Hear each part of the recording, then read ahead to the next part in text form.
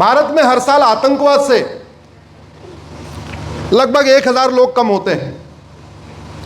कितने लोग कम होते हैं आतंकवाद से? उसमें सीआरपीएफ, बीएसएफ, सेना के लोग भी शामिल कर दीजिए टोटल। तो आतंकवाद के कारण साल में लगभग 1000 लोग कम हो जाते हैं।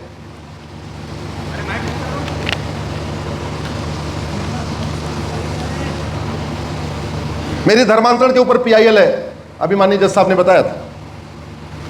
और 14 नवंबर 2022 को माननीय सुप्रीम कोर्ट ने कहा था कि धर्मांतरण हमारी राष्ट्र की सुरक्षा के लिए खतरा है।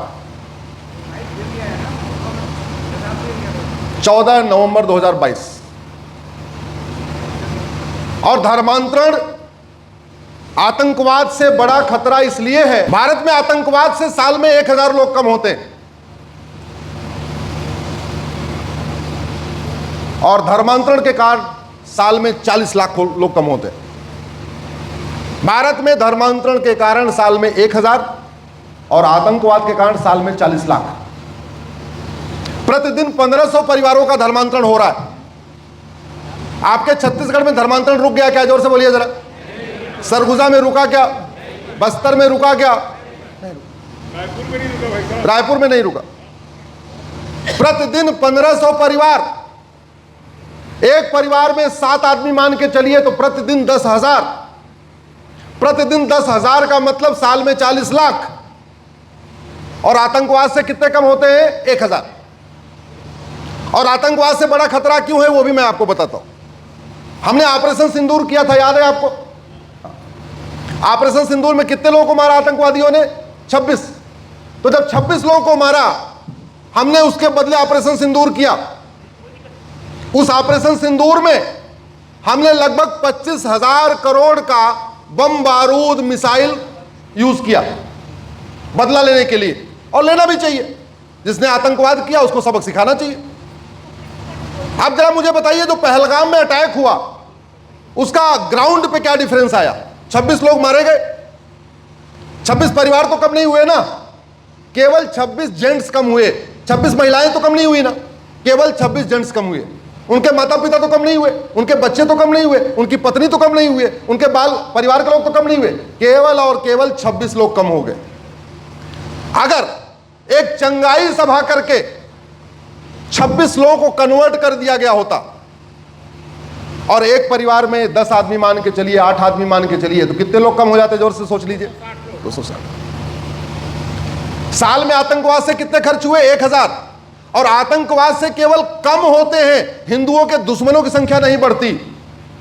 लेकिन धर्मांतरण के बाद हिंदुओं के दुश्मनों की संख्या बढ़ती है।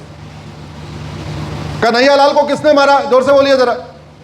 एक्स हिंदू ने। नहीं, कन्हैयालाल को किसने मारा? जोर से बोलिए जरा। एक्स हिंदू। बुरहान वानी कौन था?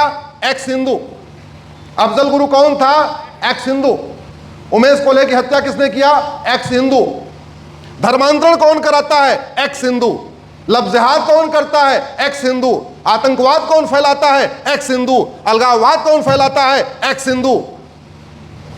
आपके खान पान की वस्तुओं में पेशाब कौन मिलाता है? एक्स हिंदू। ट्रेन पे पत्थरबाजी कौन करता है? एक्स हिंदू। ज्यादातर जासूसी कौन करता है? एक्स हिंदू। लफ्ज़-ए-जिहाद कौन करता है? एक्स हिंदू। भगवान मंदिर में तोड़फोड़ कौन करता है? एक्स हिंदू। राम से नफरत कौन करता है? एक्स हिंदू। हमारे त्योहारों से नफरत कौन करता है? एक्स हिंदू। हमारे परंपराओं से नफरत कौन करता है? एक्स हिंदू।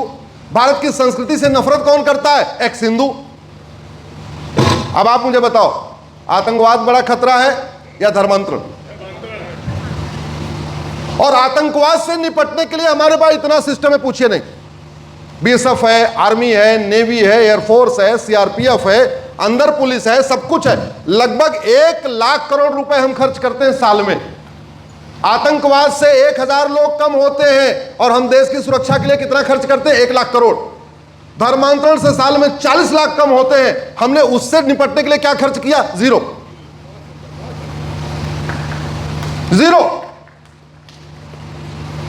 धर्मांतरण इसलिए हो रहा है क्योंकि हमने विदेशी फंडिंग नहीं रोका। तो यहां कुछ खर्च नहीं करना है, विदेशी फंडिंग को रोकना है। धर्मांतरण इसलिए हो रहा है